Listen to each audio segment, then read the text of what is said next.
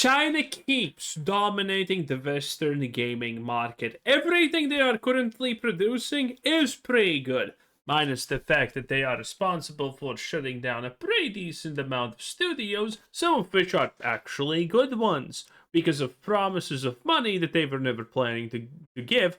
But granted, I am a consumer and I do not care about any of that garbage. I care about good games, and Tides of Annihilation. Oh yes. Oh yes. Looks quality, looks good.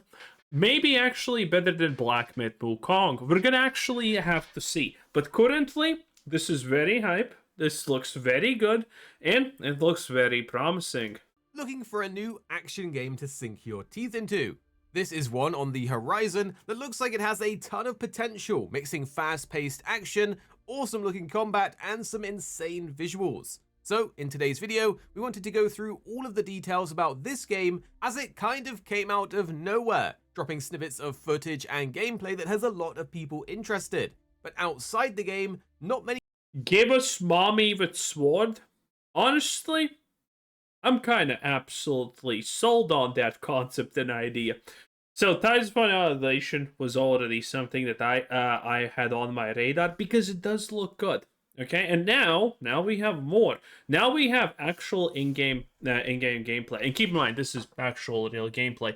This is not any of your CD Projekt Red. Oh, this is a gameplay demo for The Witcher 4. No, it's not gameplay, it's fake. Okay? But we did not want to try and tell you that this is a real gameplay. We said it's a tech demo for Unreal Engine 4. Yes. And the guy with the controller on stage that was pretending to move the character was just randomly there. Surely. I love when these companies try to insult our intelligence and think that they're going to get away with that. CDPR is burning, like Bethesda. So, any game that comes out is like Tides of Annihilation. Maybe it's time to welcome our Chinese overlords. On one hand, I would thrive in a completely sociopathic environment like China. So, I have nothing to lose. people know exactly what— Granted, that does not mean I want it, because no, obviously. it is. So, let's go into the details that the developer has released so far, as we aren't the only ones liking the look of the game. Well, this is a game that the devs are calling an Arthurian legend-inspired fantasy action-adventure game. The full title of the game is Tides of Annihilation, and it's scheduled to be released for PlayStation 5, Xbox Series, and PC. It's being made by Eclipse Glow Games. Wait, there are so many games that are calling themselves an Arthurian legend type that it means nothing. It literally means nothing nowadays. Tainted Grail did it. So many games have done it. So many of anime has done it. Fate. It's insane. Which is a relatively unknown Chinese studio. And like some of their peers in the field, it seems like they are— Unknown Chinese studio is setting out to create a game that dominates the West. They have not done nothing, and the scope seems too impressive. Congratulations, you just found a government-backed entity, which is pretty much every Chinese company, that is intended to create a foothold in the West. Congratulations! It's that easy.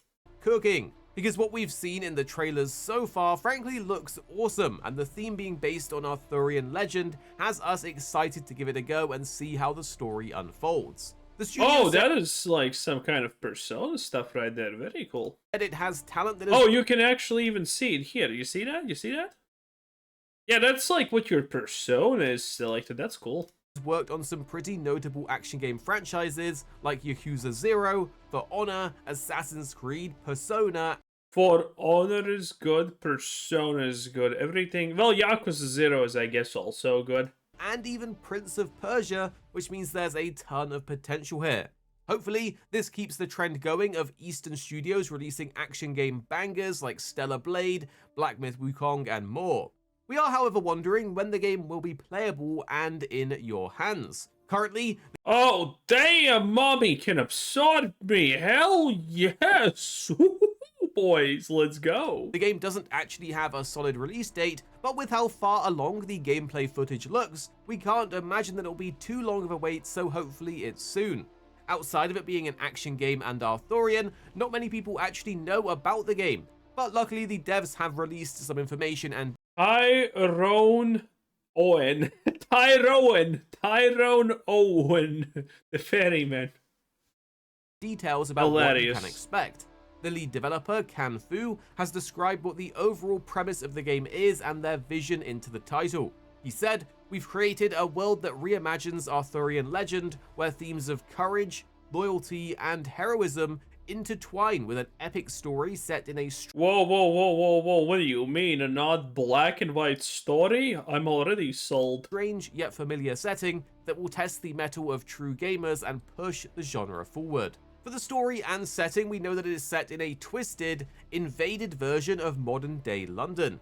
The concept of the game is that so just modern London, got it. London has been torn apart by a rupture between realms and reality that has sounds like modern day London. Yep, I got it. basically folded in on itself, which is pretty cool and very different. You can see this exactly as it currently is. Okay, got it. Stop saying things I already know. in the trailers, with buildings being distorted and the city's history being warped. Basically, it makes Exactly.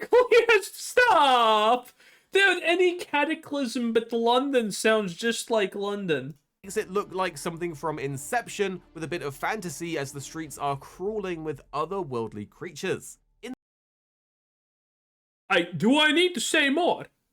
In the game, we play as Gwendolyn, which the team states is literally the last surviving human in this version of London, and her driving factor is that she's trying to survive long enough to rescue her sister and put the world back together.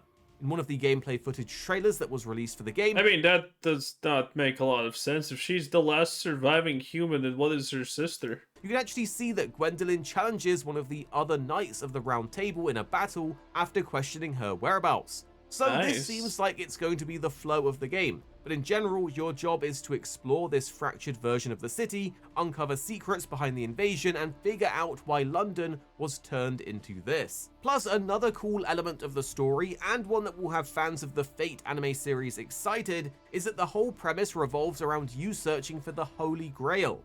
Not much Hell yeah. is known about exactly how, but it is an element that comes into play from the official description. For the gameplay itself, one of the biggest hooks that sets this apart from other action game titles is the Knights system. Instead of controlling Gwendolyn, you actually build your own order of knights, which we know of over 10 legendary heroes inspired by Arthurian lore. Each one has their own skills and abilities, and the idea is to mix and match them to create your own playstyle. You can looks very colorful, looks very Unreal Engine 5. summon them mid-combat, combine abilities, and pull off these really slick cooperative attacks that look insane, at least from the trailer. Now, the gameplay does remind us a bit of Final Fantasy XVI's combat, and as more trailers and gameplay come out, you can see they've definitely taken some inspiration from it, which is cool as we actually really like the concept of the combat, with the fact that you're able to summon things to unlock new playstyles. It sounds pretty cool. Now, in one of the more recent trailers, we got a look at a boss fight as well, and it reveals more of the mechanics of the game revolving around the knights and summoning. Now, I'm not gonna lie, looking at this, it looks it's kind of hard to follow. Gameplay in particular introduced two major characters. The boss Tyranny, a shape-shifting witch who's tied directly into the invasion, and Tyrone's a little bit more feminine than I expected. Sir Lamorak, a spectral knight who fights alongside you with a spear. The story setup for the trailer is that Lamorak's torment is linked to Tyranny, and as you dig deeper into the game, you uncover the history between them and the suffering she's caused. This leads Gwendolyn to a ruined church area where the trailer's big fight happens. But the most interesting reveal is something called the Dual Frontline Battle System.